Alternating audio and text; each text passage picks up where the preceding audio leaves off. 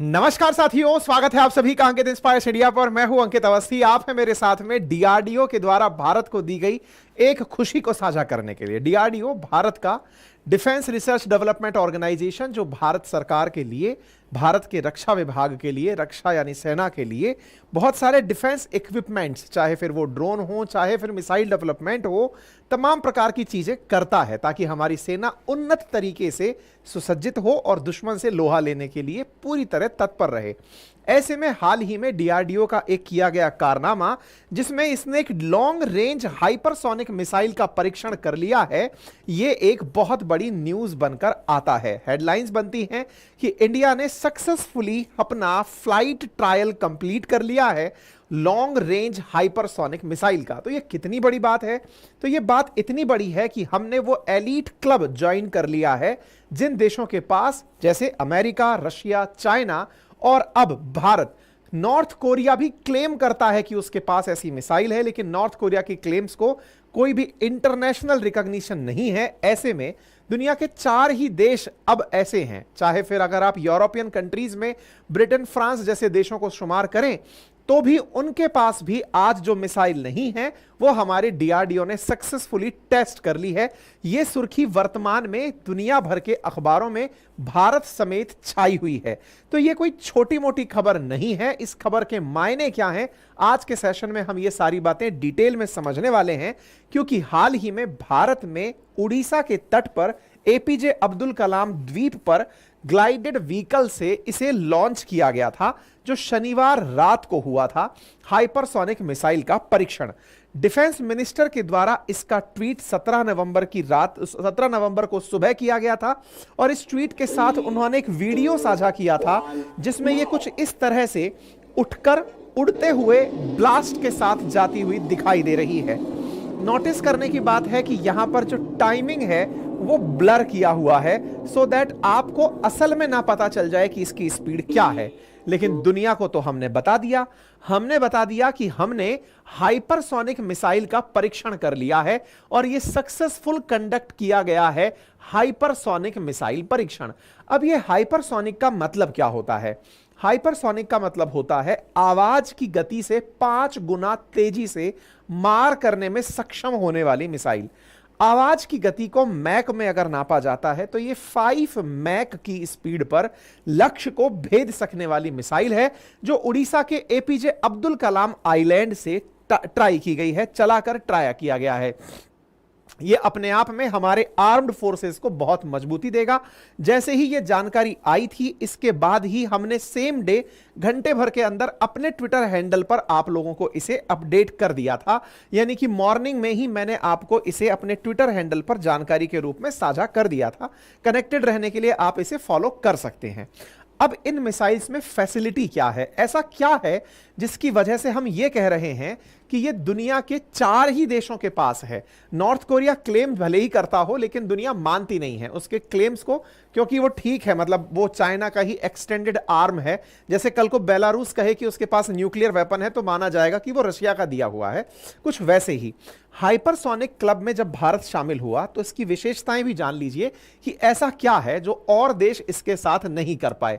सबसे इंपॉर्टेंट पहली जानकारी, यह आवाज से 5 गुना तेजी से मार कर सकती है। आपके दिमाग में बेसिक प्रश्न आएगा, आवाज से 5 गुना क्या? दुनिया के पास तो इतनी टेक्नोलॉजी होगी कि इससे भी तेज गति से मार कर दे। जी नहीं, ये क्रूज मिसाइल है। अब ये क्रूज मिसाइल क्या होती है ये समझाएंगे आपको थोड़ा सा आगे चल के। दूसरा इंपॉर्टेंट बात है, इसमें यूज किया गया इंजन। इसमें जो यूज किया गया इंजन है उसका नाम स्क्रैम जेट इंजन है। अब ये स्क्रैम जेट इंजन क्या होता है थोड़ा और आगे चलेंगे, समझाएंगे। बस शुरुआत में इतना समझ लीजिए, ऐसा इंजन जो एक्टिवेट ही 5 मैक से ऊपर होता है। मतलब एक तरह से वो इंजन है जिसको लगा दिया, इसका मतलब ही ये है कि आपने 5 मैक क्रॉस कर दिया है। हमारी तकनीकी में स्क्रैम जेट का उपयोग हो रहा है, यही अपने आप में एक बड़ी सफलता की निशानी है। सबसे इंपॉर्टेंट बात यह है कि यह चलते चलते रास्ता बदल सकता है। मतलब अगर आपने एक बार इसे चलाया तो यह मैन्यूवरिंग कर सकता है, रास्ते बदल सकता है। ऐसे में लॉन्चिंग के बाद टारगेट पर तो जा सकता है, लेकिन आपने अगर बीच में बदल दिया टारगेट की, दूसरी टारगेट पर जाकर मार करना है तो यह मार कर सकता है। इसी कारण से अगर कभी रडार इसे कैप्चर कर भी ले कि देखिए वो जा रही मिसाइल, तो इतना तेज गति से जाती हुई मिसाइल है कि पहले तो कैप्चर नहीं होती, और अगर हो गई तो आप जब उसको मारने के लिए दूसरी तरफ से मिसाइल चलाएंगे यह अपना रास्ता बदल सकती है। इसलिए दुश्मन के अंदर इसकी बहुत बड़ी चिंता होती है।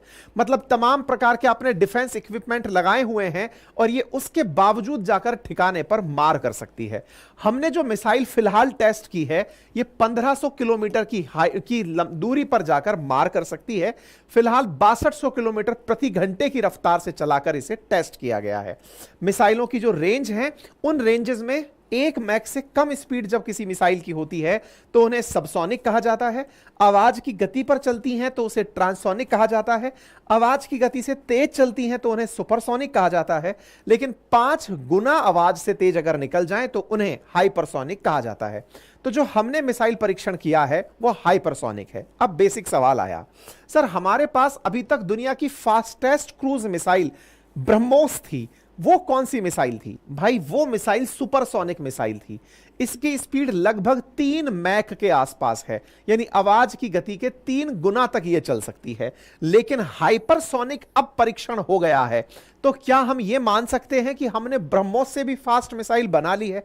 बिल्कुल आप मान सकते हैं, और यह जान भी सकते हैं कि आने वाले समय में हम ब्रह्मोस को अपडेट करके इसे और तेज मिसाइल में कन्वर्ट करने का जो प्लान लेकर चल रहे हैं, उसके लिए आज का यह परीक्षण बहुत कारगर सिद्ध होगा। क्योंकि ब्रह्मोस मिसाइल में हम हाइपरसोनिक कैरेक्टर और लॉन्ग रेंज मिसाइल डिलीवरी का ही फीचर फिलहाल डाल रहे हैं। मतलब फिलहाल जो हमारी ब्रह्मोस है वो 290 किलोमीटर तक ही मार कर पाती है, आवाज से लगभग 3 मैक की स्पीड पर, यानी सुपरसोनिक स्पीड पर।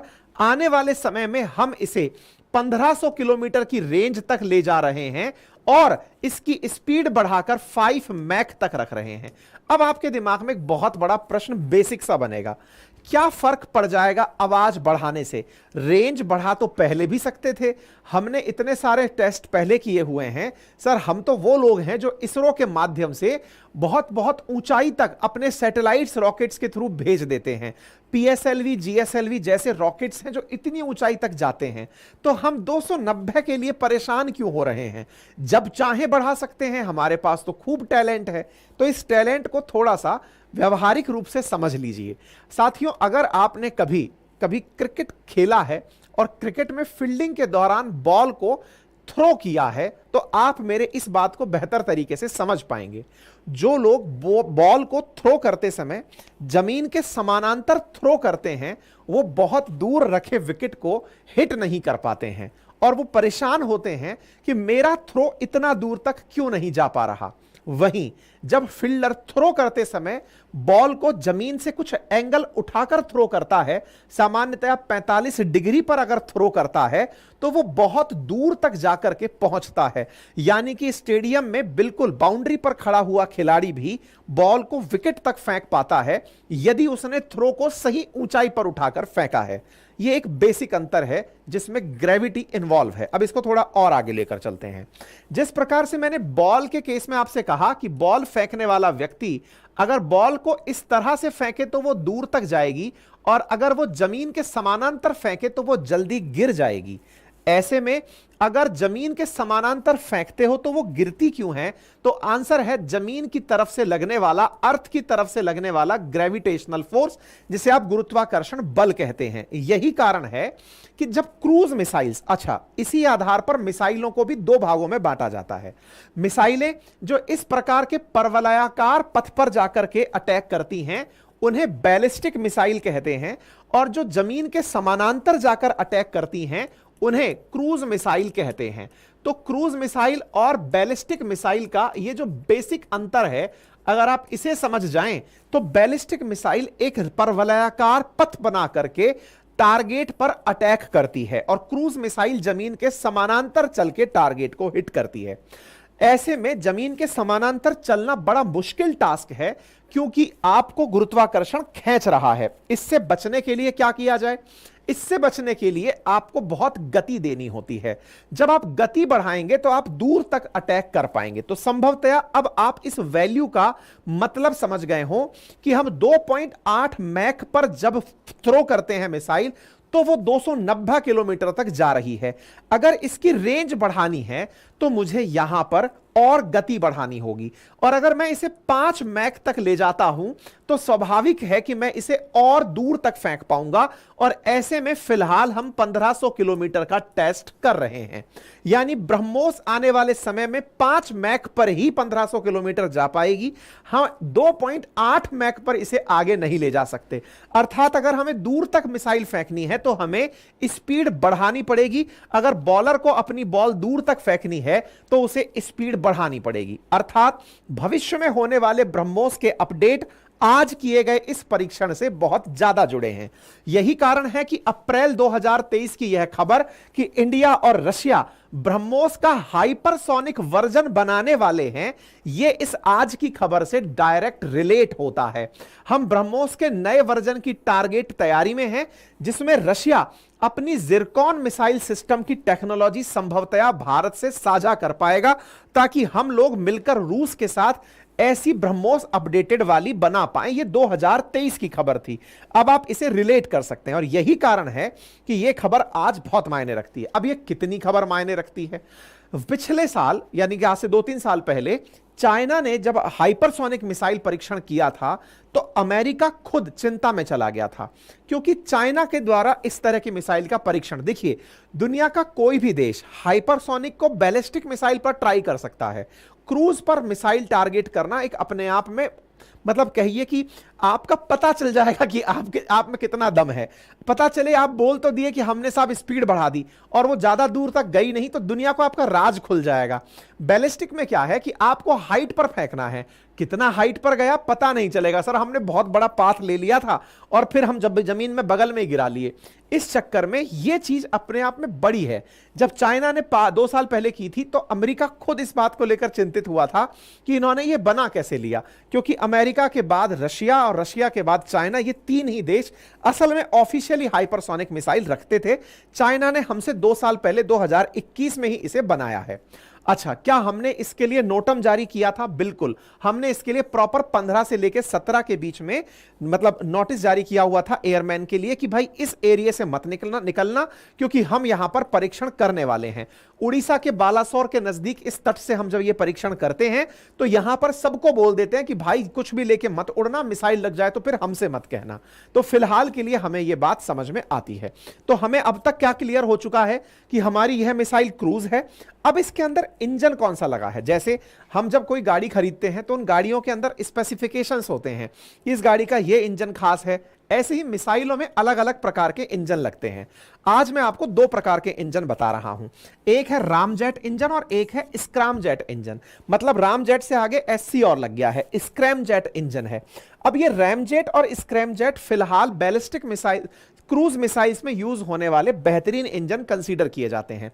जो फिलहाल हमारी ब्रह्मोस चल रही है, यानी ये कहिए कि जो हमारे सुपरसोनिक मिसाइल चल रहे हैं वो चलते हैं रैमजेट इंजन के ऊपर, और जो स्क्रैमजेट इंजन है इस पर हाइपरसोनिक मिसाइल सिस्टम चलते हैं। स्क्रैमजेट और क्रायोजेनिक फिलहाल इसरो अपनी लॉन्च व्हीकल्स में यूज कर रहा है। आपको अब ये स्क्रैमजेट के बारे में समझना है। स्क्रैमजेट में होता क्या है, मतलब इस इंजन की खासियत क्या होती है, क्यों इसे इतना खास माना जाता है, इसके लिए थोड़ा सा स्क्रैमजेट के बारे में जान लीजिए। देखिए होता क्या है, इंजन असल में है क्या? इंजन वो है जो आपको उड़ने की ताकत दे रहा है। स्क्रैमजेट मिसाइल इंजन्स में ये बहुत जबरदस्त टेक्नोलॉजी होती है, और वो टेक्नोलॉजी ये कि जब हवा में उड़ें तो हवा में उपस्थित ऑक्सीजन को ही फ्यूल के रूप में यूज कर लें। ये तो बहुत ही इंटरेस्टिंग बात हुई सर, फ्यूल के रूप में यूज कर लें मतलब क्या है? देखिए असल में जलने के लिए तो हमारे पास हाइड्रोजन एज ए फ्यूल भेजी जाती है मिसाइल के इंजन में डालकर, लेकिन उसे जलाने के लिए ऑक्सीडाइजर के रूप में ऑक्सीजन की जरूरत होती है। आज दुनिया में कहीं भी आग लगे, उस आग के लिए ऑक्सीजन जरूरी है। जैसे हम कहते हैं ना आग में घी डालना, असल में आग में ऑक्सीजन डालना ही असल में आग में घी डालना है। अगर ऑक्सीजन ऑक्सीजन जितनी ज्यादा आग को उपलब्ध होगी वह उतना फैलेगी। ऑक्सीजन एज ए ऑक्सीडाइजर काम करती है। अगर किसी जगह आग बुझाना हो तो कहते हैं ऑक्सीजन वहां की खत्म कर दो। कई बार आपने बचपन में एक करामात की होगी कि माचिस की तीली जलाई, मुंह में रख ली और दिखाया, देखो हमारा मुंह नहीं जल रहा। वो क्यों नहीं जल रहा? क्योंकि अंदर जाती तीली बुझ गई, क्योंकि अंदर कार्बन डाइऑक्साइड थी। अगर अंदर ऑक्सीजन होती, अगर आपको यही करामात माचिस की तीली वाली करनी है तो खुले मुंह में तीली रखकर दिखाओ, मान जाएंगे कि आपको जल नहीं रहा है। असल में वो डालते ही करके जो बंद करते हैं, असल में वो ऑक्सीजन खत्म कर देते हैं। ऑक्सीजन खत्म, माचिस की तीली का डर खत्म। कई बार आपने जादूगरों को मतलब कलाकारों को देखा होगा कि मुंह में डीजल भर करके फू फू फेंक के आग लगाते रहते हैं। वो इसलिए क्योंकि अंदर ऑक्सीजन नहीं भरी हुई है, इसलिए आग का डर नहीं है। ऑक्सीजन लग गई तो सब जल जाएगा।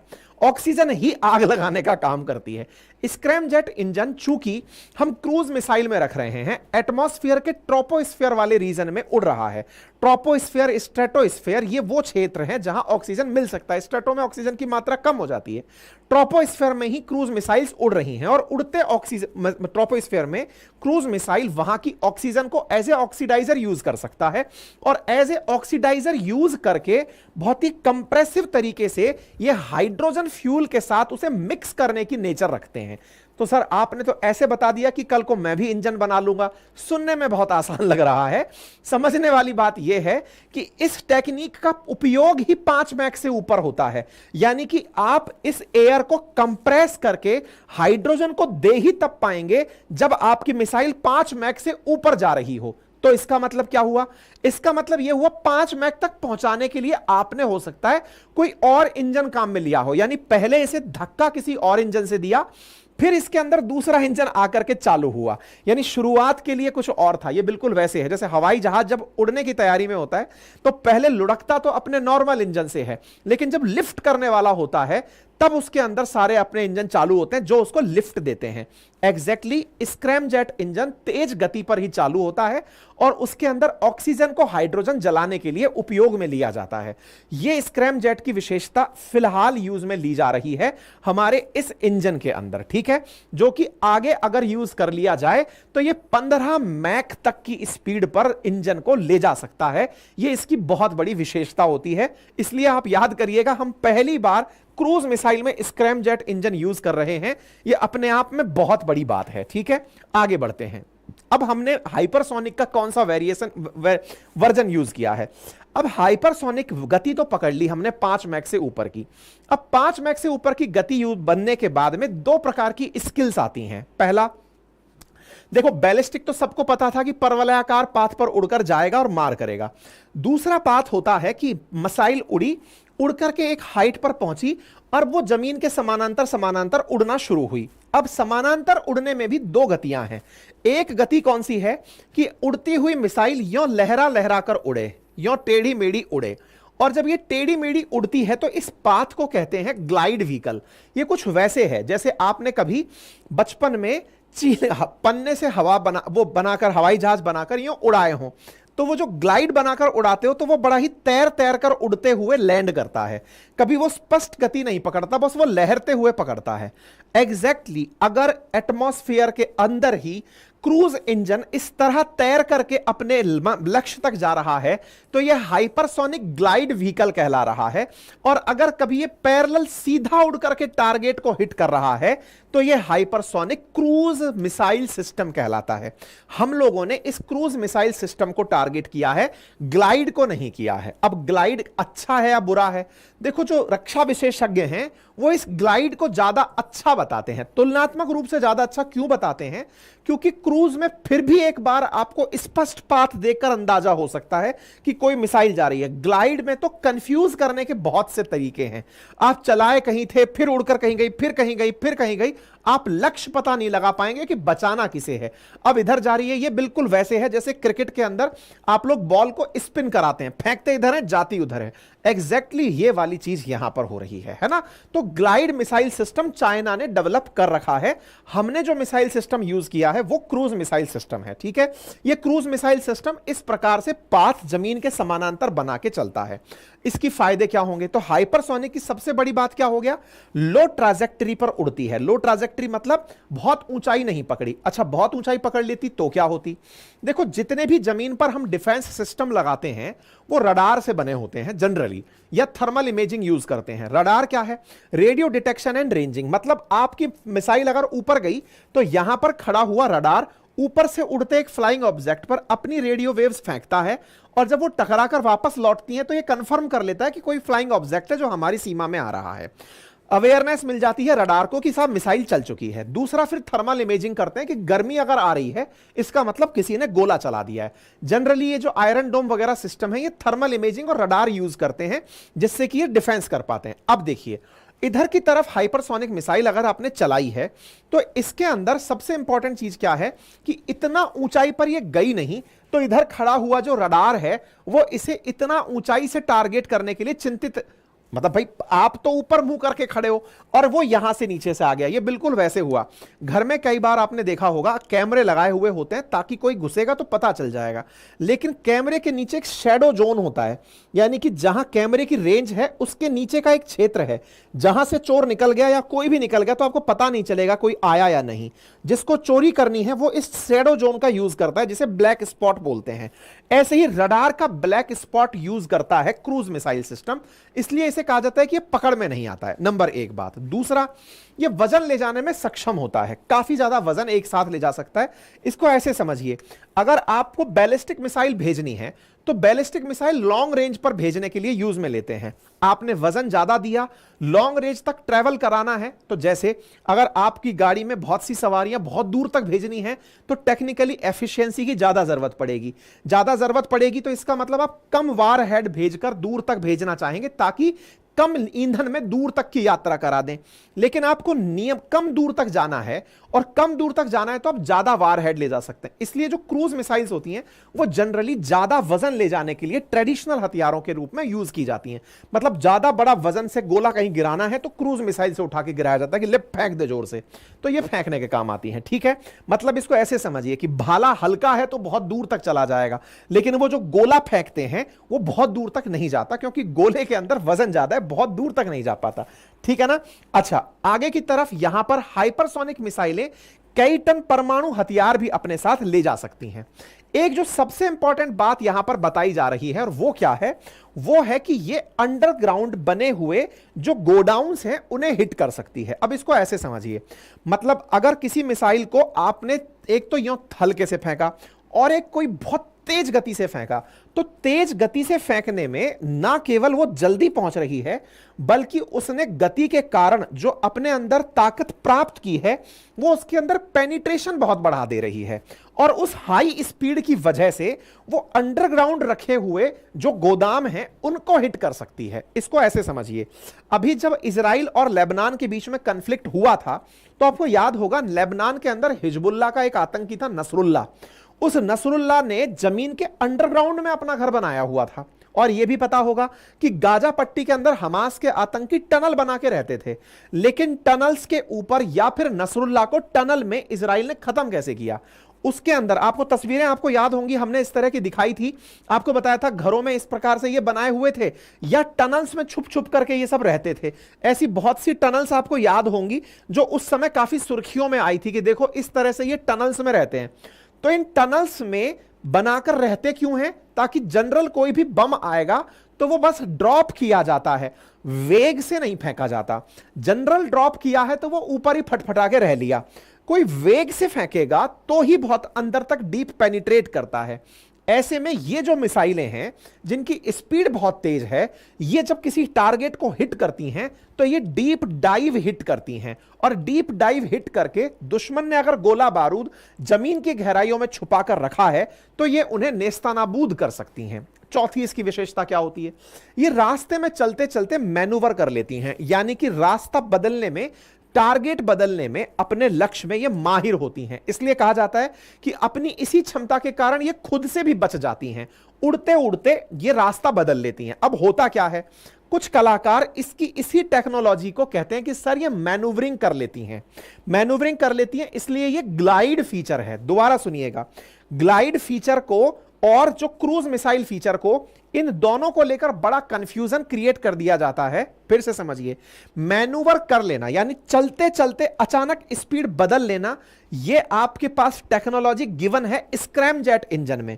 स्क्रैमजेट इंजन टेक्नोलॉजी है जो आपको मैनूवर करने की फैसिलिटी देता है।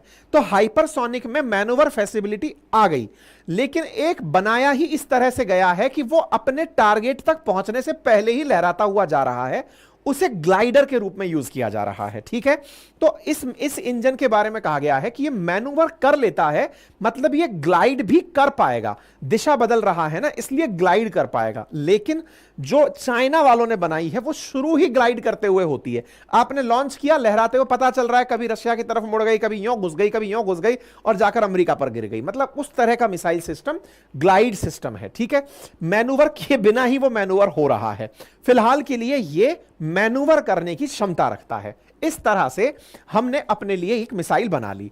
क्या यह मिसाइल अचानक बनाई है? जी नहीं, हम 2020 से इसके ऊपर काम कर रहे हैं और इसके पीछे जो असल मकसद है वो हमारी ब्रह्मोस 2 की रेंज को बढ़ाकर 1500 किलोमीटर तक ले जाना है।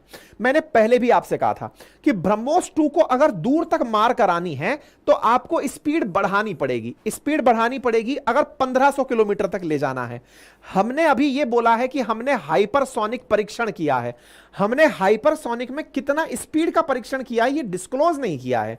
हाइपरसोनिक 5 मैक पर होता है तो हम मानने को तैयार हो गए कि 5 मैक तो मिनिमम होगा ही, लेकिन जब 3 मैक पर या 2.8 मैक पर ये 290 किलोमीटर मार कर रही है तो हम ये मानकर चलें कि 5 मैक अगर हो गया होगा तो भाई पकड़ लो 500 किलोमीटर तक चली जाएगी। लक्ष्य तो 1500 है। तो पहले के विशेषज्ञ कहते हैं कि कम से कम हमने 8 मैक पर यह परीक्षण किया है। बस दुनिया को यह नहीं बताना चाहते कि हमने कितना तेज गति का बना लिया है, वो हमारा सीक्रेट है। वो हमने बना लिया, इसलिए डीआरडीओ ने उस नंबर को ब्लर किया हुआ है जब वो चल रही है। ऐसे में स्पीड क्या रही होगी ये तो जब मिसाइल चलेगी तब पता चलेगी, लेकिन हमने अपने इरादे बता रखे हैं कि फिलहाल जो 6200 किलोमीटर पर परीक्षण हुआ है हम वो 9000 किलोमीटर पर करना चाहते हैं। फ्रांस और ब्रिटेन जैसे देश भी इसे अपने पास नहीं रखते। हमने इतना बड़ा वेपन सिस्टम बना लिया है। रक्षा विशेषज्ञ इसे कैसे देखते हैं? रक्षा विशेषज्ञों का मानना है कि यह मिसाइल सिस्टम किसी के पास होना उसकी टेक्नोलॉजी को उन्नत होने के बराबर बताता है कि हां भाई ये अपग्रेड कर गए हैं, और अपग्रेड कर गए हैं तो दुश्मन को इनसे डरना चाहिए। यही कारण है कि चाहे रशियन टाइम्स हो जिसने इसे हिस्टोरिक इवेंट बताया, इसी प्रकार से ब्लूमबर्ग हो, अल अरेबिया हो, हर खबर के अंदर छपा है।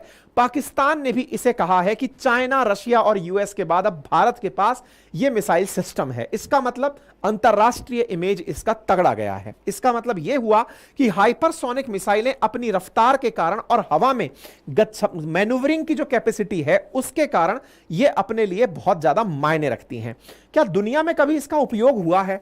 तो देखो क्या है, रशिया के पास 2 ऐसी मिसाइलें हैं जो हाइपरसोनिक हैं। एक का नाम किंजर है और दूसरी का नाम जिरकॉन है। तो रशिया यूक्रेन वॉर जब हुआ तो उसने किंजर मिसाइल सिस्टम जो है वो चलाकर दिखाया था। किंजल मिसाइल सिस्टम उन्होंने यूक्रेन पर चलाया था। यह वो खबर है 2022 की, यानी कि वो ट्राई करके दिखा चुका है कि हमारे पास है और उसका यूज हम जानते हैं। अब भारत ने इसको बना लिया है तो कुछ लोग तो यही मानेंगे कि यह रशिया से आई हुई टेक्निक है, लेकिन डीआरडीओ ने इसे अपनी तरफ से बनाया है। पाकिस्तान के विशेषज्ञ अब इस बात से चिंतित हैं कि भारत जिस प्रकार से अब आगे बढ़ रहा है उससे निश्चित ही इलाकों में चिंता बढ़ेगी, तनाव बढ़ेगा। क्यों? एक तो हाइपरसोनिक बना लेना और अपने लेवल पर बना लेना। जहां पाकिस्तान चाइना पर निर्भर है, हम अपने लेवल पर यह चीज बना रहे हैं। चाइना की तरक्की में पाकिस्तान अपनी तरक्की देखता है और भारत आत्मनिर्भर होने में अपनी तरक्की देखता है। ये दोनों के माइंडसेट में बड़ा अंतर है। इस बात को पाकिस्तानी विशेषज्ञ पूरी तरह से चिंतित होकर ले रहे हैं और उनका मानना है कि यह हाइपरसोनिक मिसाइल सिस्टम चीन के एयर डिफेंस सिस्टम को भी भेद सकती है, क्योंकि वो हाइपरसोनिक के लिए तैयार नहीं है। इसीलिए यह बहुत बड़ी खबर है। चाइनीज अखबार भी इसे historic hypersonic missile test cover करते हैं और यह अपने आप में एक बड़ी खबर बनती है। चाइना का इस समय एयर शो चल रहा है। चाइना दुनिया वालों को बुला बुलाकर अपनी फ्लाइट्स दिखा रहा है, एयरक्राफ्ट्स दिखा रहा है कि साहब हमने कितनी बड़ी चीज बना ली है, हम कितनी बढ़िया हवाई जहाज बना चुके हैं, फाइटर जेट्स बना चुके हैं। उस दौर में भारत आकर के अपने द्वारा मिसाइल का परीक्षण अगर कर देता है तो यह निश्चित ही चाइना के इस शो के दौरान भारत की दखलंदाजी कही जा सकती है। मतलब इंडिया का सक्सेसफुल हाइपरसोनिक मिसाइल परीक्षण उस समय हो जिस समय चाइना वाले अपने यहां एयर शो कर रहे हो, तो दुनिया की नजर इस पर पड़ेगी। और यही कारण है कि एएफपी न्यूज आज इसे ऐसे लिखता है कि हाल ही में जो न्यूक्लियर आर्म्ड इंडिया है, यानी कि परमाणु हथियार संपन्न जो भारत है, उसने पहला हाइपरसोनिक मिसाइल परीक्षण कर लिया है, जो कि ऐसे समय पर है जब military aviation power China show कर रहा हो, चाइना दिखा रहा हो कि देखो मेरे पास कितने बढ़िया फाइटर जेट्स हैं। उस समय पर भारत के द्वारा इस तरह की काबिलियत दिखाई जा रही हो, यह अपने आप में दुनिया के लिए भी काफी बड़ा सरप्राइज है। उम्मीद है कि आप सभी तथ्यों से पूरी तरह अवगत हो गए होंगे और जानकारी पसंद आई होगी तो साथियों से भी साझा करेंगे। चैनल पर नए हैं तो सब्सक्राइब कर लीजिए, सो दैट भविष्य में जब भी कोई ऐसी जानकारी आए तो मैं आप लोगों के साथ उसे साझा कर पाऊं। मेरे प्यारे साथियों, चैनल को सब्सक्राइब करने की रिक्वेस्ट इसलिए की जाती है कि 60% ऑडियंस हमारी क्लास में ऐसी है जो चैनल को सुन रही है लेकिन सब्सक्राइब नहीं कर रही है। उसमें कोई चार्ज नहीं लगता, बस कुछ समय लगता है, और वो भी 0.19 सेकंड। इसको क्लिक करने में अगर आप यूज करते हैं तो हमारा मोटिवेशन बहुत बढ़ता है। फिलहाल के लिए इतना ही। बाकी पढ़ने लिखने वाले विद्यार्थी हिस्ट्री, ज्योग्राफी, पॉलिटी, इकोनॉमी जो मैंने पढ़ा रखी है ऑलरेडी मेरे एप्लीकेशन पर उपलब्ध है, उसे जाकर एक्सेस कर सकते हैं पूरी 1 साल की वैलिडिटी के साथ। बहुत ही नॉमिनल कीमत पर आपके लिए यह उपलब्ध है। साथ ही अगर आरएएस का रिकॉर्डेड बैच आप चाहते हैं वो भी हमारे एप्लीकेशन पर उपलब्ध है। जो क्लास का कंटेंट है वो आपके घर पर हार्ड कॉपी में उपलब्ध होकर घर पहुंचता है। बहुत ही नॉमिनल कीमत पर बहुत सारे नोट्स हैं जो हाथ से लिखित हैं कुछ इस प्रकार से, और हिंदी और इंग्लिश दोनों रूप में आप उसे एक्सेस कर सकते हैं। आपका समय शुभ हो। बहुत बहुत धन्यवाद।